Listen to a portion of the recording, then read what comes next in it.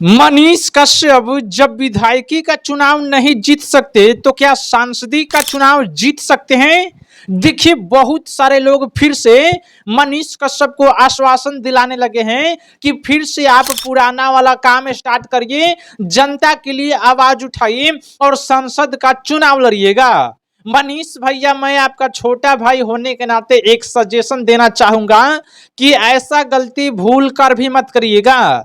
जनता के लिए आवाज उठाइएगा, बुर्बक मूर्ख कहलाइएगा। ये छोटा भाई होने के नाते आपको ये बातें बोल रहे हैं। लोग कितना भी बोले कि फिर से जनता के लिए आवाज उठाइए, जनता के लिए काम करिए, जनता के हक में बात करिए और तब जाके आप सांसदी का चुनाव लड़िएगा। भैया, जब मनीष कश्यप को 50,000 लोग वोट नहीं दिया तो सांसद बनने के लिए 2-2 लाख 3-3 लाख वोट का जरूरत पड़ता है। 3-4 लाख वोटवा मनीष कश्यप ला देंगे, सांसद बन जाएंगे। मनीष भैया को यही सजेशन दूंगा कि कोई अच्छा काम करिए और राजनीति में आना है तो छल कपट सीख लीजिए। बिना छल कपट के इतिहास गवाह है कि कोई राजनीति में आगे नहीं बढ़ा है। चाहे हमारे देश के प्रधानमंत्री हो, गृह मंत्री हो, मुख्यमंत्री हो, कोई भी हो, बिना छल कपट किए हुए राजनीति में आगे बढ़ता ही नहीं है। इतिहास गवाह है भैया, ईमानदार व्यक्ति कभी भी राजनीति में चुनाव अच्छे पद पे नहीं जा पाता है, अच्छे ढंग से जीत नहीं पाता है। अगर जीतता भी है तो छोटा मोटा पद जीतता है। मनीष भैया, राजनीति में जाना है, राजनीति में नाम कमाना है, जनता के लिए काम करना है तो अभी से ही आप छल कपट वाला काम शुरू कर दीजिए। यानी जनता को क्या बोलना रहता है, झूठे वादे। जैसे हमारे देश के प्रधानमंत्री जी वादा कर दिए थे, कितना 10 तारीख को वादा किए थे, 10 नवंबर को, कि बिहार में 25 चीनी मिल चालू करेंगे। होगा कभी? भविष्य में होगा कभी? असंभव, इम्पॉसिबल। लेकिन नरेंद्र मोदी जी ने बोला, जनता का भरोसा दिलाया, जनता का भरोसा तोड़ा, लेकिन फिर भी जनता उनसे प्यार करती है।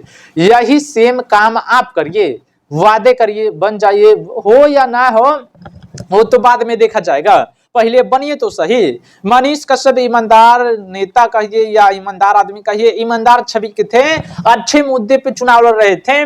जैसे बेरोजगारी हो गया, फलाइन हो गया, चीनी मिल चालू कराना हो, ब्लॉक से करप्शन मिटाना हो, अनेकों ऐसा मुद्दा था जिस पे मनीष कश्यप जी चुनाव लड़ रहे थे। लेकिन जनता ने किसे वोट दिया? जो एक बार भी जनता के लिए आवाज नहीं उठाया था, एक बार भी जनता के हक में बात नहीं बोला था, फिर भी लोग उनको वोट दिए। उसके पीछे की वजह क्या है? नोट, पैसा उसके पीछे की वजह है। बाबू नहीं ना भैया, सबसे बड़ा रुपया, ये कहावत आपने भी सुना होगा। बाबू नहीं ना भैया, सबसे बड़ा रुपया। यानी बेटे अपने बाप का नहीं हुआ पैसा के आगे। पैसा अगर उसके सामने रख दिया गया और बाप हॉस्पिटल में पड़ा हुआ है, वो पैसा लेके चला गया, किसी ने बोला कि पैसा लेकर तुम यहाँ से चले जाओ, बाप का इलाज मत कराओ, या बाप को ऐसे ही छोड़ दो, बेटा ने पैसा चॉइस किया। वैसे ही राजनीति है, राजनीति में पैसा होना बहुत ही ज्यादा जरूरी है। बिना पैसा के आप राजनीति कर ही नहीं सकते। अनंत सिंह का कॉल रिकॉर्डिंग एक वायरल हुआ था, उन्होंने खुद बताया कि हम चुनाव लड़े, 19 करोड़ रुपए खर्च हो गया। अनंत सिंह चुनाव लड़े, 19 करोड़ रुपए खर्च हुआ। अब सोच लीजिए तो पैसा कितना महत्व रखता है राजनीति में। भैया, 2 ही लोग इस देश को चला ही रहे हैं, एक पॉलिटिशियन और एक कॉर्पोरेट। जो बिजनेसमैन है वही लोग इस देश को चला रहे हैं। जिसके पास बेहिसाब पैसा है और जिसके पास पावर है, 2 ही लोग देश को चला सकते हैं, बाकी कोई नहीं। पॉलिटिशियन को कंट्रोल कौन करता है आपको मालूम है? बड़े बड़े बिजनेसमैन पॉलिटिशियन को कंट्रोल करते हैं। पॉलिटिशियन को पैसा कौन देता है? बिजनेसमैन देता है।